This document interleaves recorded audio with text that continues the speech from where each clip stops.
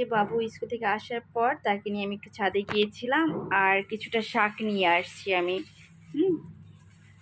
আমার গাছে ছোট ছোট কুমড়া গাছ হয়েছে, তো আমি ওইগুলি দিয়ে আসলে শাকই খাওয়া হয়।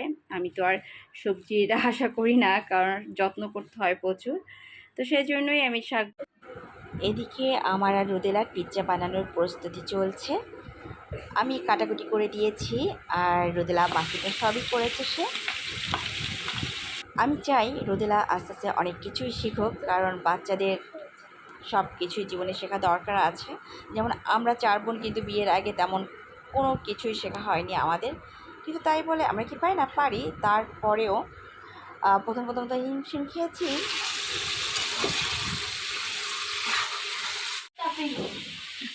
একটু কথা বলো।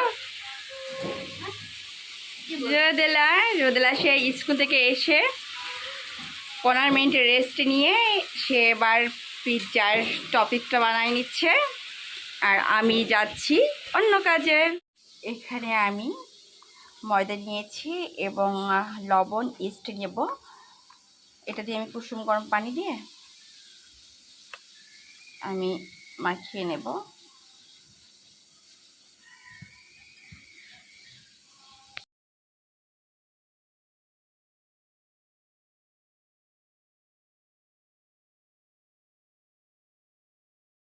এই যে রোদেলামণি সে পিৎজা বানিয়েছে, আমি শুধু হেল্পার ছিলাম, মানে হেল্পিং হ্যান্ড ছিলাম রোদেলামণির। এই যে আমার কন্যা আমার জন্য সে দুধ চা বানিয়েছে। চাটা এত ঘন হয়েছে এবং কালারটা অসাধারণ হয়েছে, অসাধারণ হয়েছে। অনেকগুলি চা বানিয়েছে সে, একদম পাতিল ভর্তি করে। সে আমার পাউডার মিল্ক একদম অর্ধেক করে ফেলেছে। এই হচ্ছে তার কাজ। তবে চাটা কিন্তু বেশ হয়েছে, হ্যাঁ, অসম্ভব মজা এবং খুবই খুবই সুন্দর একটা কালার আসছে। এই চিকেনটা এনেছি আমি স্বপ্ন থেকে। যেহেতু বাসায় হার্ড চিকেন আছে, তো আমি রোদেলার জন্য একটা রেসিপি বানাবো দেখে শুধু ব্রেস্ট পিস নিয়ে আসছি। চিকেন আর ক্যাপসিকাম এই দুটি লাগবে রেসিপিতে। এই যে এখন আমি করলাটা কেটে নিব। এটা আমি ভাজি করব। তো এটা আমি আসলে গতকাল এনেছি স্বপ্ন থেকে। তো এই যে এখন কেটে নিতে হচ্ছে। আমি এখন আসলে করলাটা লবণ দিয়ে মাখিয়ে রাখবো। লবণ দিয়ে মাখিয়ে রাখলে হবে কি,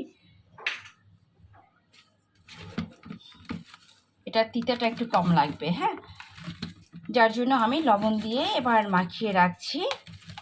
দেন আমি অন্য কাজে চলে যাব। এটা কিছুক্ষণ মাখানো থাকবে।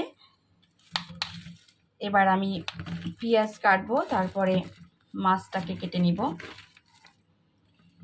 ওকে, এটা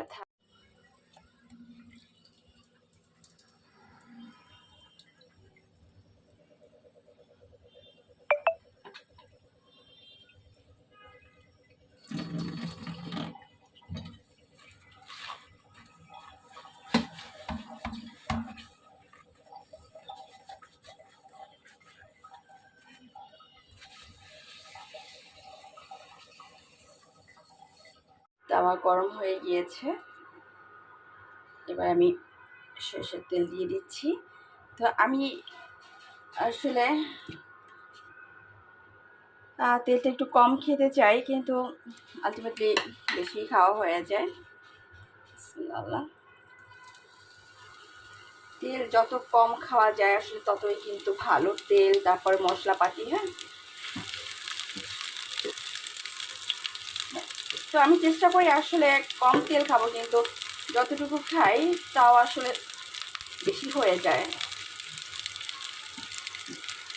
এটা ঠিক যে তেল একটু বেশি দিয়ে রান্না করলে রান্নাটা দেখতে সুন্দর হয়, খেতেও মজা লাগে, কিন্তু স্বাস্থ্যের জন্য তো খুবই আসলে খারাপ এটা। এটা ভাজা হতে থাক। একটু পরে আমি কাঁচামরিচ দিয়ে দেবো, হ্যাঁ।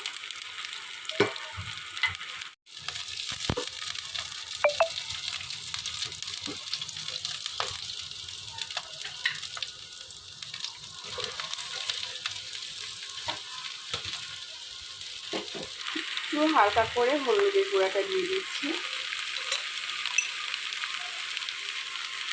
লবণ দিচ্ছি,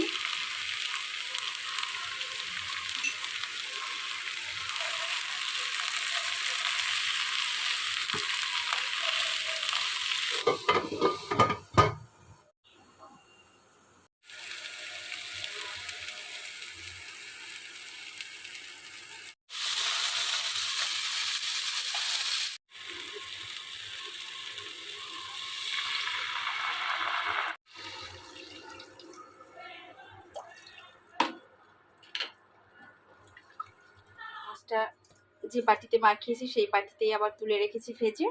দেন এটা আমি এখন দিয়ে দিই। এটা গরম হয়ে গিয়েছে, দেন আমি বিসমিল্লাহ বলে মাছটা ছেড়ে দিলাম।